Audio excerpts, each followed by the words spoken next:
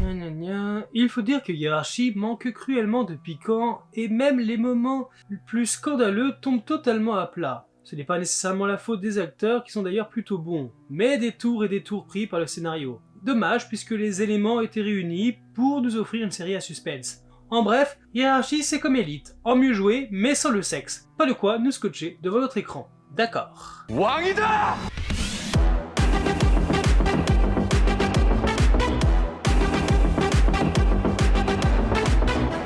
Wow.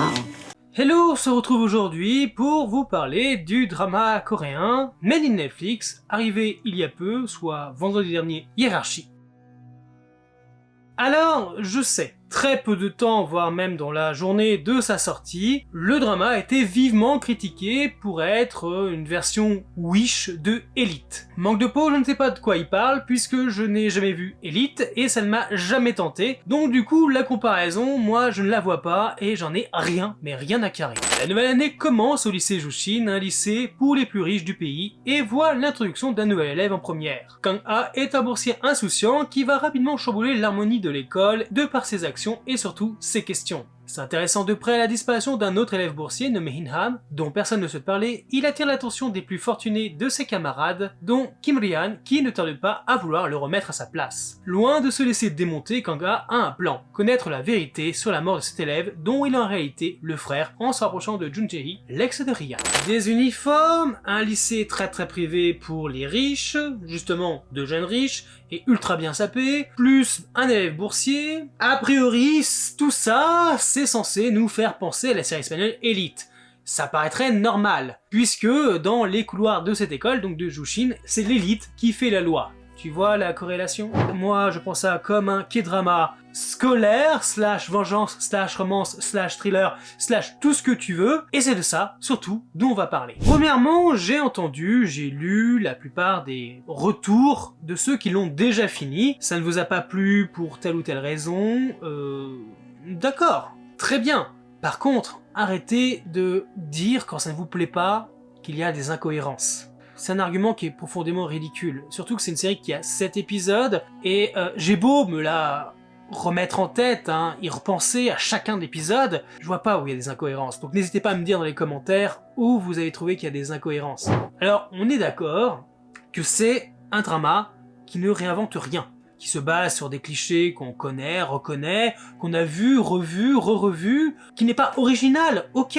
Un prolétaire arrive dans un lycée de riches, en plus c'est un boursier, et il a un plan en tête, chose qu'on ne saura qu'à la fin du premier épisode véritablement. Il est assez insouciant, pas imbu de lui-même, mais il a peur de rien, et même ses amis autres boursiers, qui essaient de le mettre en garde, n'arrivent pas à lui faire comprendre qu'il faut qu'il reste à sa place, que ici, ils sont des étrangers. Et c'est vraiment important, ce terme étranger.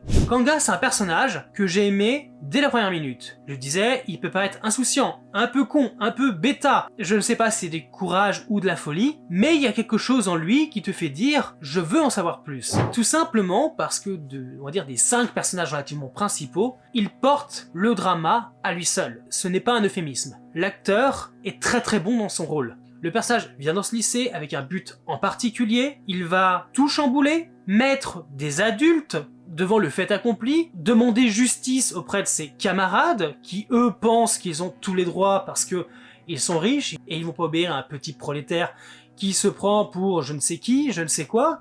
C'est compréhensible, mais Kang-ha a cette force de caractère, je disais, cette folie, ce courage de ne pas se laisser faire. Et il va s'en prendre des coups, mais jamais, au grand jamais, il va oublier son but. Un but qui, ok, j'avoue, il est pas clair. Parfois, t'as l'impression qu'il l'abandonne, tout en le suivant. Je peux comprendre que ça déroute. Kang-ha est là pour venger son frère. Mais c'est pas un drama de vengeance. En réalité, il veut comprendre ce qui s'est passé. Il veut savoir pourquoi son frère est mort, qui en sont les responsables. Ce qu'il cherche, c'est une justice. La justice.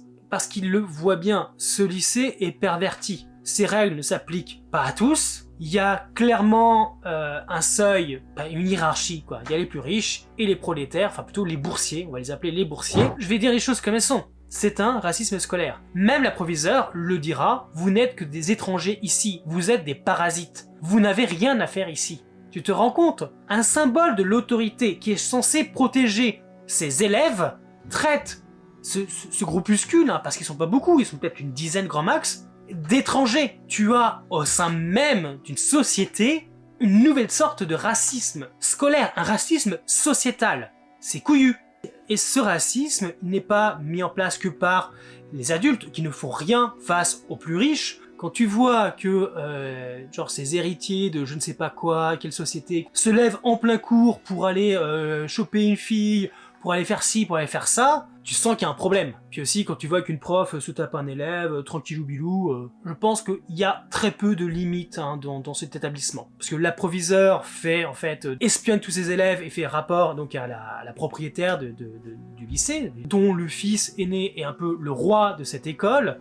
Qui plus est, il est, je vais pas dire extrémiste, bon vas-y, je vais le dire comme ça parce que je trouve pas l'autre mot, il est hyper toxique dans ses relations. Il comprend pas, en fait, où est le mal. Alors certes, techniquement parlant, tout le mal qu'on va nous exposer dans le drama, lui, il n'a rien fait. Et c'est ça le problème.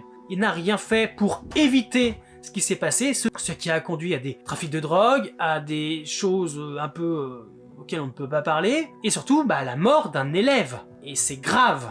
Et le personnage de Ryan, c'est vraiment l'enfant béni, le grand chef, mais c'est quelqu'un qui ne veut pas de responsabilité. Tout ce qu'il veut, lui, c'est vivre avec la fille qu'il aime, une fille qui le repousse aujourd'hui, qui a changé du tout au tout, et qui ne comprend pas. Il est perdu, mais en même temps, il n'accepte pas la situation. Il ne tient absolument pas compte, il fait attention à rien autour de lui. Genre, il a une suite qui font des actions, des dingueries, en son nom, sans que véritablement il le sache. Il ne prend pas sa responsabilité pour ce qu'il n'a pas fait. Il est le chef de file qui n'a rien demandé à personne et pourtant qui est responsable de tout. Je le disais, il est toxique et même dans sa relation amoureuse. Lui et Jae s'aiment depuis de nombreuses années. Ils ont grandi ensemble, ils sont tombés amoureux, ils sont le premier amour de l'un et de l'autre. Mais alors que lui, Ryan, est encore dans ce côté un peu adolescent, il est encore dans l'enfance, Jae, malheureusement, elle, est passée de l'adolescente insouciante, heureuse, à une jeune femme adulte qui doit prendre des responsabilités et qui a peur à chaque instant de ce qui peut lui arriver à elle et ce qui peut arriver à Ryan. Elle lui dit elle-même, Ryan est tout pour elle, comme Jae est tout pour lui. C'est beau, mais le problème, c'est que leur amour, il est voué à l'échec parce que leur relation est toxique. Ils se font plus de mal que de bien. Jae le sait parce que, en voulant le protéger, elle lui fait du mal, mais lui, en voulant la protéger, être son support, il lui fait du mal parce que il l'enferme dans une bulle pour qu'il ne lui arrive rien. Mais il l'empêche de vivre libre. Tu vois, le drama, il est pas original, on est d'accord. On parle d'un drama scolaire, il y a un peu de vengeance, il y a de la romance, dont je vais reparler dans quelques instants, il y a un peu de thriller, il y a tout ça qui est mixé, c'est des clichés, c'est pas original, mais pourtant, si tu lui donnes une chance, la chance de le regarder convenablement, il est passionnant. J'ai bien vu dès le premier épisode, ok, ça c'est déjà vu, ça c'est déjà vu, ça c'est déjà vu, mais pourtant à la fin du premier, je me disais, je veux savoir ce qui se passe. Kang-ha porte le drama à lui seul. Son personnage est un pilier tellement fort, je vais pas dire intéressant, mais intriguant, que rien que pour lui, tu veux savoir ce qui se passe et jusqu'où il peut aller pour sa justice. Je ne dis pas vengeance parce que ce n'est pas un drama de vengeance, comme ce n'est pas un drama de romance. Je parlais justement de la romance entre Jae et Ryan, qui sont donc la first lead féminine et lui le second lead masculin. Mais il faut quand même parler de la romance principale. En venant à Juchin, Kang-ha n'avait pas prévu ce qui allait se passer. Il savait que In-ham, qui est son frère jumeau, avait des liens avec Jae, qu'ils s'entendaient, enfin ils discutaient, donc forcément il s'est rapproché d'elle pour en savoir plus, et aussi parce qu'il pensait vraiment que Ryan était l'instigateur de tout ce qui a pu se passer. Très bien, c'est un plan comme un autre, tu te rapproches de l'ennemi d'une façon ou d'une autre, mais il n'a pas prévu qu'en fait il allait apprendre à connaître Jae et voir à quel point elle souffre, à quel point la jeune femme qu'il voyait sur des photos sourire est aujourd'hui très fermée, comme si quelque chose était mort à l'intérieur. Et c'est le cas, il y a bien quelque chose qui est mort à l'intérieur d'elle. Il y a son enfance qui est morte, son adolescence.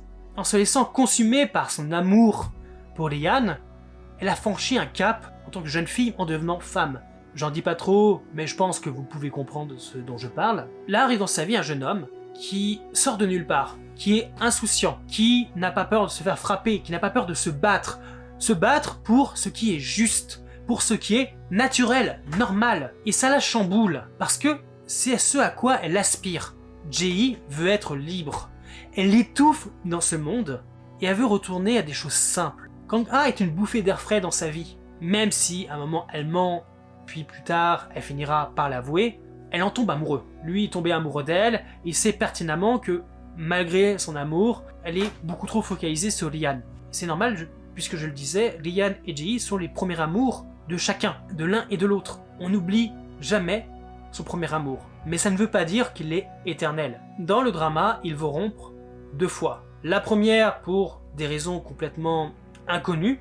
On ne le sait pas, on ne le comprend pas, le personnage de Ryan ne le comprend pas non plus. Seul Jae a les réponses et on ne les apprendra que bien plus tard. C'est lié à son secret. Plus tard, vers la fin, ils rompront une 2e fois, tout en disant que oui, ils vont continuer à s'aimer, à distance, et que ils n'ont que 18 ans. C'est vraiment le début de leur vie. Donc forcément, peut-être qu'un jour ils se retrouveront, et ils verront qu'ils s'aiment toujours, ou peut-être qu'ils passeront complètement à autre chose. C'est ça qui est aussi intéressant de Hiérarchie. C'est pas simplement de regarder un drama scolaire, en fait tout simplement que ce soit dans cette mini-romance, dans cette action d'obtenir justice, dans le fait de dénoncer le racisme scolaire, dans une école où les adultes ne font absolument pas la loi, où ils sont obligés de répondre, d'obéir à des gens beaucoup plus jeunes. À différents moments, tu vas avoir des conseils de discipline, pour notamment le personnage de Kang-ha. Lors du premier conseil de discipline, il est sauvé par Jae, et la 2e fois, directement, tu vas avoir les professeurs et même l'approviseur qui disent « De toute façon, c'est pas grave si tu refuses de partir, on inventera un moyen de te renvoyer. » Ils demandent des réponses où c'est préjudiciable. Moi je trouve ça incroyable, enfin pas incroyable, mais le drama il est relativement palpitant. Ce drama, si tu le prends comme un drama que t'attendais en lisant le synopsis, où tu t'es fait des films sur ça, et tu n'acceptes pas ce qu'on t'en donne parce que ce n'est pas ce à quoi tu pensais, oui, tu vas pas l'aimer. Tu as trouvé cliché, tu as trouvé que c'est nul, l'acteur joue mal, la romance est nulle à chier, l'intrigue, on se demande s'il y a une intrigue, bien sûr, parce que ça va dépendre tout simplement de comment tu l'abordes. Moi j'ai clairement vu un drama qui a un sujet qui est fort, qui a une volonté de faire la justice au travers de son personnage de Kang-ha. J'ai vu un personnage pur, qui ne veut simplement que des réponses, qui tombe amoureux d'une fille qui sans doute ne l'aimera jamais, mais qui s'en accommode. Bon, en fait, elle l'aime, mais bon. J'ai vu une romance naissante, une alchimie palpable entre eux deux. Jae et Kang-ha se méritent. Ils peuvent former un couple fort, heureux ensemble, non toxique, parce que tous les deux ont cette volonté de faire bien les choses,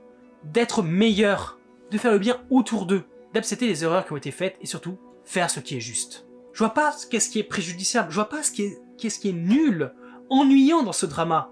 Au contraire, moi je l'ai trouvé, bon, passionnant serait peut-être un mot trop fort, mais intéressant, intriguant. Mais évidemment, il a quand même quelques défauts. Déjà, 7 épisodes pour cette histoire, je trouve que ça a été un peu poussé, enfin, on s'est un peu tassé. J'aurais vu déjà 8 épisodes, il y a certaines choses qui auraient pu être mieux faites, mieux décantées.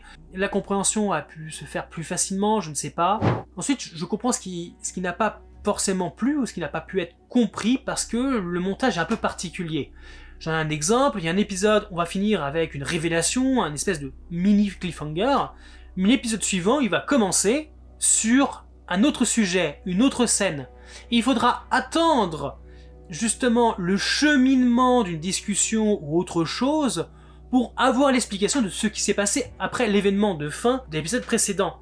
Donc parfois tu te dis, mais attends je comprends pas, alors ça c'est avant, ça c'est après, il y a un truc, machin.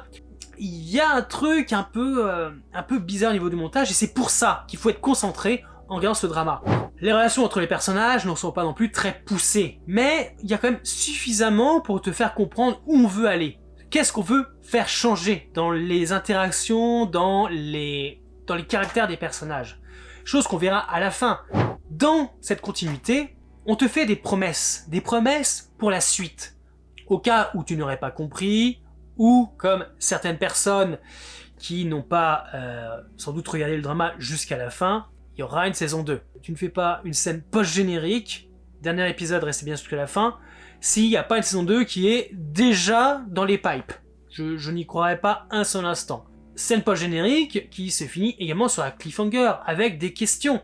J'ai hâte de la suite. Et en parlant de questions, moi je m'en suis posé tout du long du drama. Et la principale, et peut-être que, voilà, théorie, hypothèse, tout ça, je me suis demandé à chaque instant si Kang-ha était vraiment un prolétaire, un pauvre, un boursier. Parce qu'il y a des choses quand même assez bizarres. Je suis sûr que Kang-ha n'a pas jeté toutes ses cartes dans la bataille, et il a encore des secrets. J'espère que dans la saison 2, voire même d'autres saisons, je ne sais pas qu'est-ce qu'ils ont prévu, on en saura plus sur lui parce que c'est un personnage vraiment, Kang-ha, qui m'a fasciné. En fait, c'est peut-être ça aussi le problème, c'est que Kang-ha est un personnage tellement fort que les autres n'ont pas beaucoup de place pour exister. Je dirais pas qu'ils sont insipides, mais pour le coup, ils volent vraiment, mais vraiment beaucoup la vedette. Et je le redis, je suis fan de Kang-ha et Ji. Pour moi, c'était le couple. J'ai attendu à chaque instant que véritablement ils se mettent en couple, même à la toute fin. Et j'ai hâte de voir la suite, si ça va se réaliser. Parce que, je le redis, la fin est bourrée de promesses, d'une suite, et j'ai hâte de voir ça. En bref, oui, Hiérarchie, c'est pas le drama de l'année. Ce n'est pas non plus le plus original, mais il mérite clairement qu'on s'intéresse à lui pour ce qu'il est vraiment. Ce n'est pas un drama proprement scolaire, parce qu'au final, le côté scolaire n'est qu'une toile de fond. Ce n'est pas un drama de vengeance, parce qu'il va traiter de la justice la plus simple possible, celle qu'on souhaite pour chacun. Juste le fait de punir ceux qui se pensent légitimes par rapport à leur action compte tenu de leur rang social. Il traite aussi du passage à l'âge adulte et de comment nos actions peuvent briser des vies. Il traite juste d'injustice, de racisme scolaire, de toxicité. Et ce n'est pas une romance à proprement dit, c'est juste un morceau de vie, une leçon d'avenir, qui, en 7 épisodes, ce qui est court, reste intense pour ce propos. Oui, Hiérarchie n'a rien d'extraordinaire, et pourtant, de mon expérience, il m'a été impossible de détourner le regard dès que je l'ai commencé. Mais vous, n'hésitez pas à me dire si vous l'avez vu, si vous comptez le voir, ou si je vous ai donné envie. J'espère en tout cas que la vidéo vous a plu, je vous dis à bientôt pour une nouvelle, et bien sûr, dans les commentaires. Bye les Dramavores.